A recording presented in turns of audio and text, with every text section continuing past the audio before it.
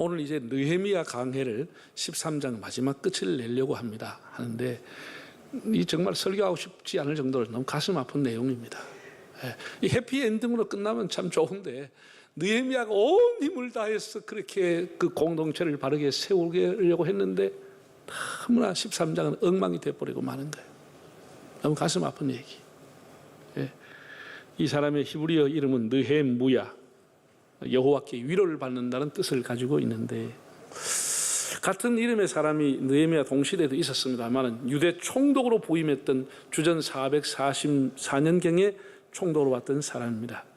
그는 페르시아 제국의 아닥사스다 대왕의 제위할 때 술 맡은 간원이었다. 지금 그런 직책은 없습니다.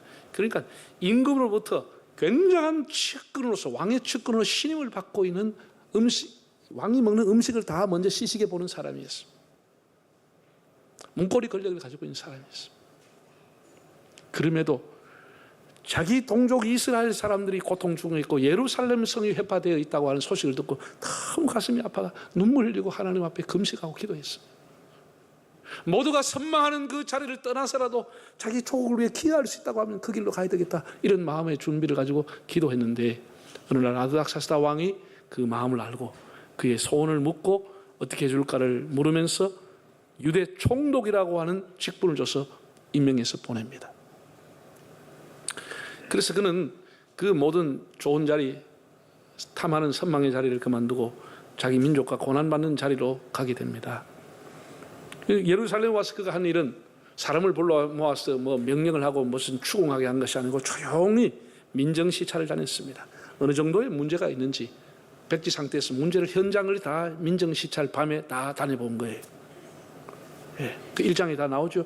다 다녀보고 난 이후에 지도자들을 불러서 결단하고 얘기를 합니다. 우리가 더 이상 조롱을 당하고 수치를 당하지 말자.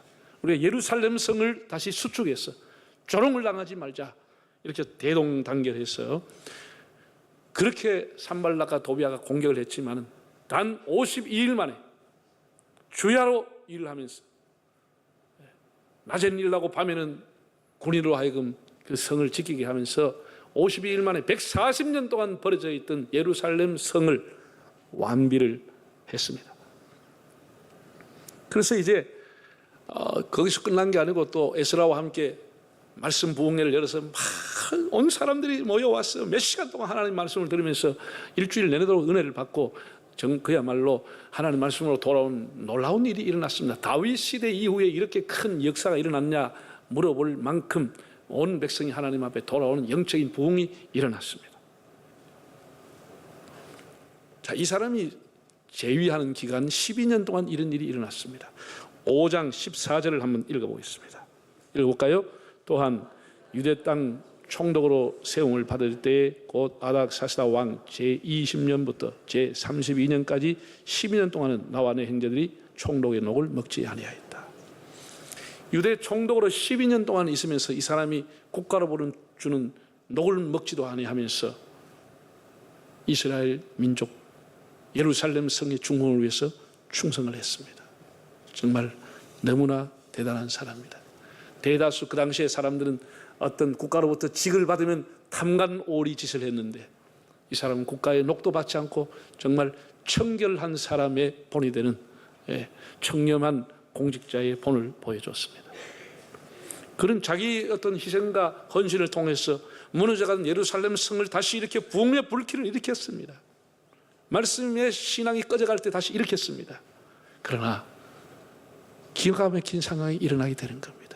이 사람이 이제 아닥사스다 왕이 제위할 때 32년이 됐을 때 왕도 나이가 많고 자기가 왕을 떠난 지가 오래돼서 그 왕을 알려나기 위해서 페르시아로 가게 됩니다. 잠시 가게 됩니다.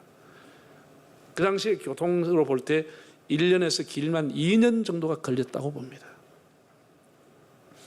왕복을 했으니까. 갔다가 와보니까 상황이 다 무너져 버린 것이죠. 느헤미야가 있을 때 그나마 불길이 붙었고 하나님 말씀으로 살았고 했던 사람들이 느헤미야가 2년 동안 자리를 비운 동안에 예루살렘 공동체가 무너지고 만 것이죠.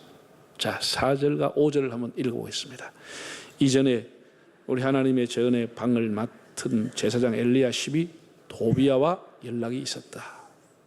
도비아를 위하여 큰 방을 이 얘기입니다. 6절에 보면은 자기가 아닥사스다 왕을 만나기 위해서 예루살렘을 비웠다, 그런 내용이 나옵니다.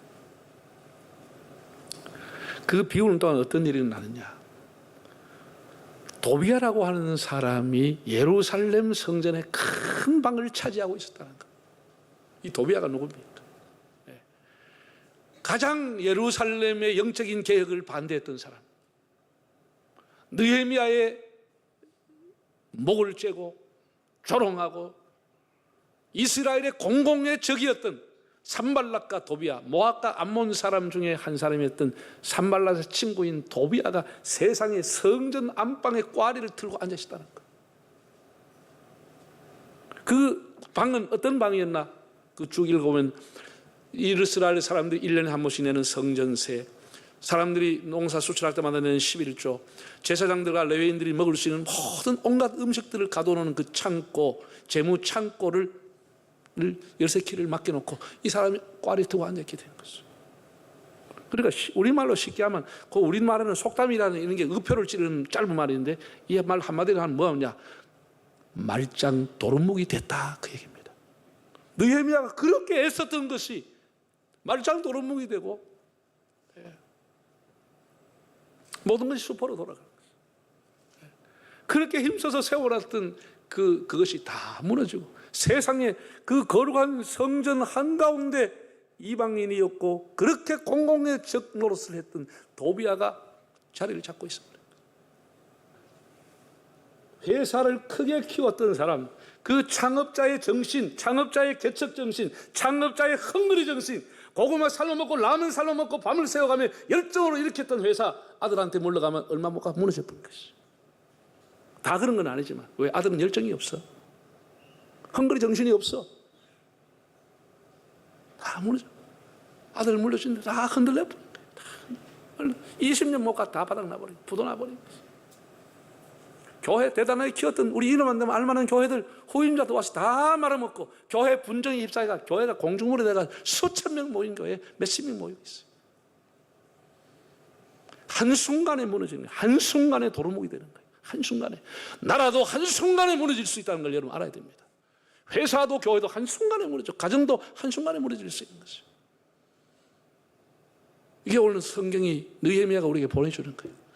그렇게 세웠던 나라, 2년도 채 못해서 느헤미야의 시대에 그 나라가 다시 바닥으로 추락해 버린 것이에요.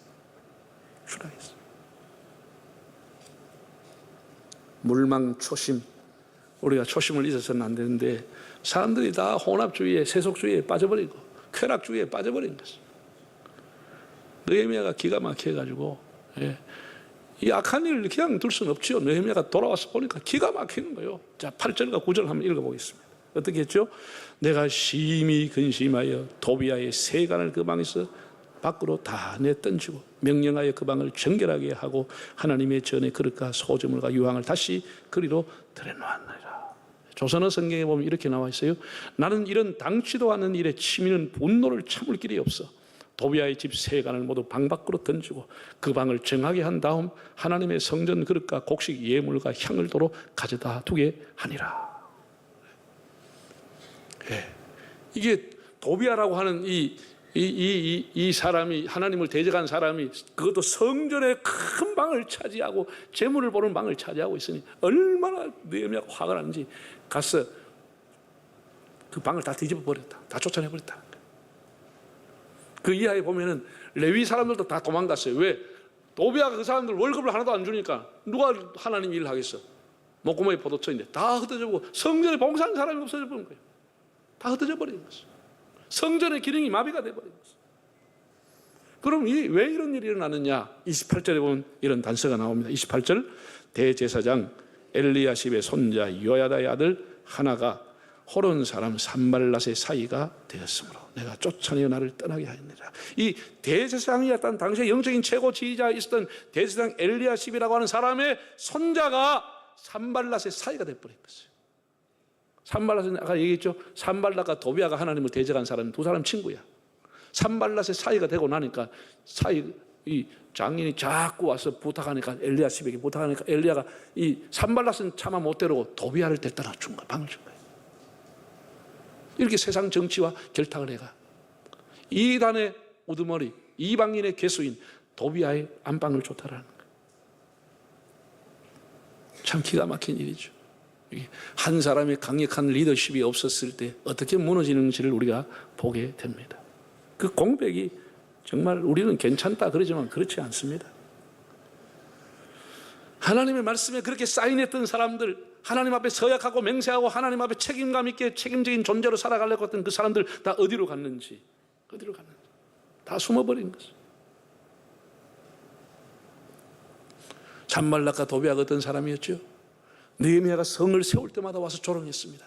너희가 만든 그 성은 여우가 올라가도 무너지겠다 야, 이렇게 조롱했어.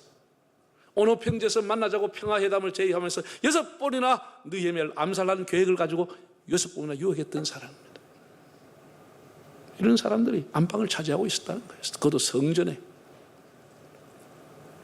느헤미야가 이렇게 공동체를 무너지려는 도비아에 대해서 의분을 가지게 된 거예요. 사람들 의분을 가지게 된 거예요. 두 가지 일을 합니다. 크게 보면 하나는 성전 정화 작업을 했습니다. 다 쫓아냈습니다. 하나님의 성전이 정결하고 얼마나 고귀하고 소중한 곳인데 이런 더러운 인간이 성전에 와서 꽈리를 틀고 있다는 게 말이 되냐? 다 쫓아냈습니다. 예? 우리가 이제 예수님을 연상하게 되는 것이요. 여러분, 예수님이 성전에 가셨을 때 어떤 일이 일어났어요? 비둘기 파는 사람들, 이런 사람들이 마구 장사꾼들이 막 떠들어서 성전이 아니었어. 예수님이 화를 내서 상을 엎으시고 내 집은 만민이 기도하는 집이거늘 너희가 장사의 소굴로 너희가 강도의 굴혈로 만들었다고 상을 엎고 책망을 하는 그런 성전 정화 작업이 연상이 됩니다. 네. 교인들이 낸 헌금을 지멋대로 횡령하고 하는 이런 일을 하는 그 방을 차지했다는 거예요. 사랑하는 여러분, 우리 인생이 잠깐이라고 하는 것을 여러분들이 아시죠? 잠깐입니다. 사람이 인생에 꽃을 피우는 것 잠깐이면 꽃이 떨어집니다. 오래가지 않아요. 잠깐입니다. 여러분이 지나온 과거를 한번 생각해 보세요. 여러분이 고등학교, 중학교, 고등학교, 대학교 결혼할 때 여러분 다 잠깐입니다. 정말 엊그제 같은데 지나갔잖아요. 아인모아인데 내가 보기에는 거의 갔어요. 다 갔습니다. 이제 얼마 안 남았습니다. 앞으로 남은 시간은 더 짧게 남아 있습니다. 지금보다 더 짧습니다. 우리가 길지 않아요. 짧은 인생 살아가면서 하나님 앞에 굳센 의지를 가지고 믿음으로 하나님 의지하고 살아가야 되는 거예요. 세상은 계속 우리를 유혹하는 거예요. 계속 넘어지게 하고 계속 원위치로 돌리려 하고 계속 제약 중에 살게끔 우리를 유혹한다 할지라도 우리가 굳은 의지를 가지지 않으면 넘어지는 겁니다. 사람이 끝까지 하나님 앞에 살기 참 쉽지 않아요. 제가 성경을 언제 한번 얘기하겠지만 이스라엘이 남과 북이 나눠졌습니다.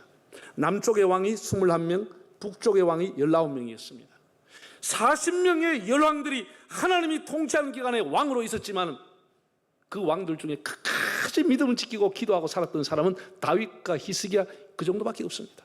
40명의 왕이 하나님이 통치하는 시대에도 솔로몬같이 하나님이 참 성기가 또 다른 길로 빠지고 다 뭘 하다가 또 주저앉고 좀 하다가 다 주저앉아버리고 끝까지 하나님 앞에 믿음하고 생활하고 기도하고 산 사람 별로 없습니다. 이게 참 사람이 나도 겪어보지만 끝까지 한 길로 간다는 게 쉽지 않구나. 끝까지 한 마음을 가지고 사는 게 쉽지 않구나. 그런 생각을 듭니다만은 여러분 인생은 어떻게 해요? 짧은 거예요. 짧은 것입니다.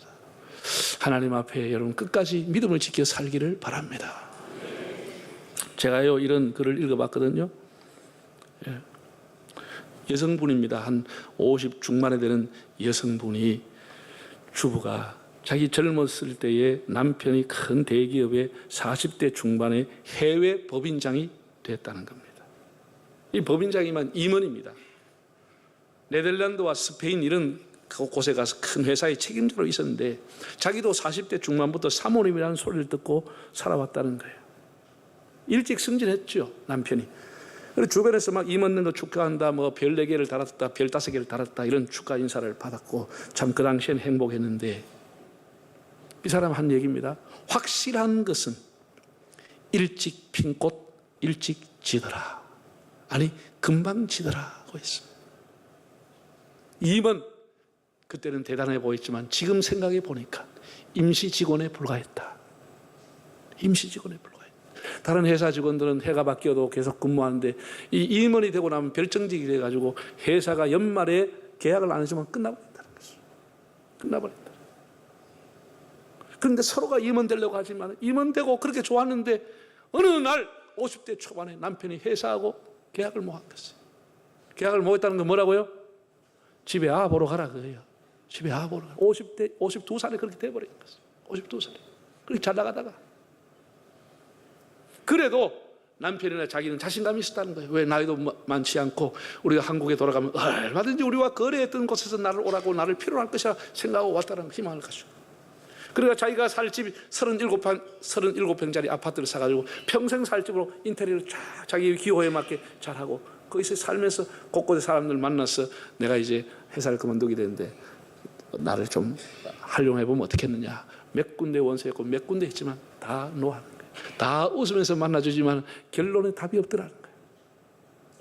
자기는 자기 실력이 있으면 언제든지 갈 줄 알고 생각했는데 한 군데도 가지 말고 3년을 허송하면서 받아왔던 퇴직금 조금 모았던 다 써버린 거예요. 자네들 둘이 형제들 공부시키면서 다 써버린 거예요. 그래서 어느 날 결심을 하고 37평 아파트 평생 살려고 했던 인테리어 아파트 팔아버리고 지방에다 조그만 아파트 사고 갔다라는 거예요.